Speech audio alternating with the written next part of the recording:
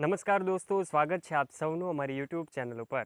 છેલ્લા કેટલાય સમયથી આમ આદમી પાર્ટીના ધારાસભ્ય ચૈતર વસાવા ચર્ચામાં છે, ત્યારે એમની જે ઘટના છે એમણે એક નવો વળાંક લીધો છે। આખરે જ્યારે કોર્ટની સુનાવણી એવી થઈ હતી કે હવે એમનો જેલવાસ છે લંબાઈ શકે છે, ત્યારબાદ પણ અનેક નિર્ણયો આપણી સામે આવ્યા, અનેક વિડીયો સોશિયલ મીડિયા પર ખૂબ વાયુ વેગે ફેલાયા કે હવે જે છે જો ચૈતર વસાવા માફી માગશે તો એમને જેલમાંથી રાહત મળી શકે છે।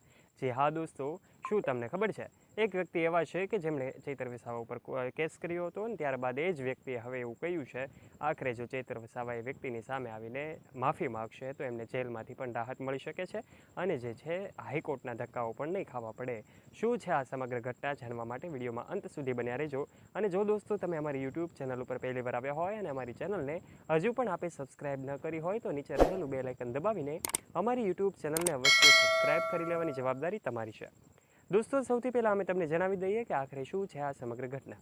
ગઈકાલે જ્યારે કોર્ટનો ડિસિઝન આવ્યો સામે સૌ લોકોની નજર એમના ઉપર હતી, ચાહે ડેડિયાપાડાની જનતા હોય, એમના ચાહક મિત્રો હોય, ચૈતર વસાવાના સમર્થકો હોય, સૌ લોકોની નજર જ્યારે એમના ઉપર હતી કે કોર્ટ શું ચુકાદો આપશે। ત્યારે ચુકાદામાં એમની જેલની સજા છે એ લંબાવાઈ છે। આખરે એક વિડીયો સોશિયલ મીડિયા પર ખૂબ વાયુ વેગે ફેલાયો। એ વિડીયો હતો ડેડિયાપાડાની પ્રાંત અધિકારીની કચેરીનો।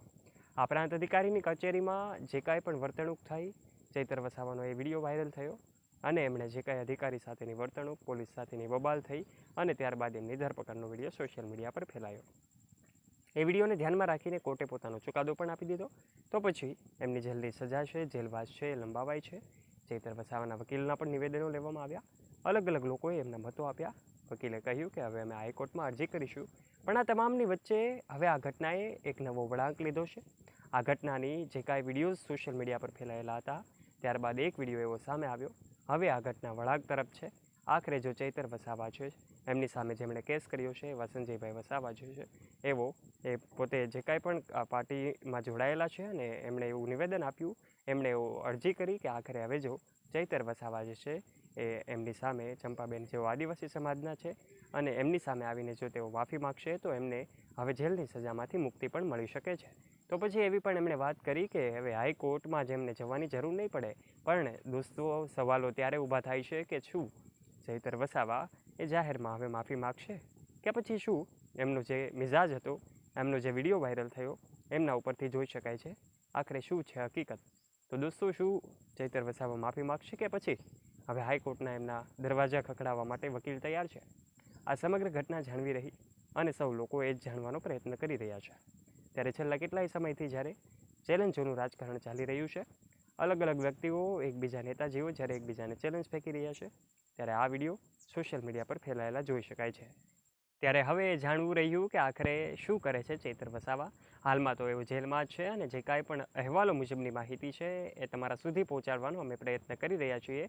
ટૂંક સમયમાં જ હવે એ પણ જાહેર થઈ જશે કે આખરે ચૈતર વસાવા છે એ પોતે એમને જે ઓફર મળી છે, આખરે આ ઓફર છે પોતાને જેલમાંથી બહાર આવવું અને આખરે પોતે માફી માગે તો આ શું ઘટના છે, આ સમગ્ર ઘટના વિશે તમારા સુધી અમે માહિતી પહોંચાડવાનો પ્રયત્ન કર્યો છે। હવે નિર્ણય ચૈતર વસાવાના હાથમાં છે।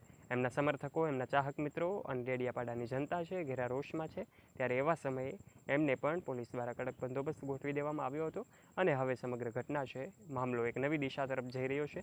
આપને શું લાગે છે, ચૈતર વસાવા માફી માગશે કે પછી હાઈકોર્ટના દરવાજે ખટખટાવશે?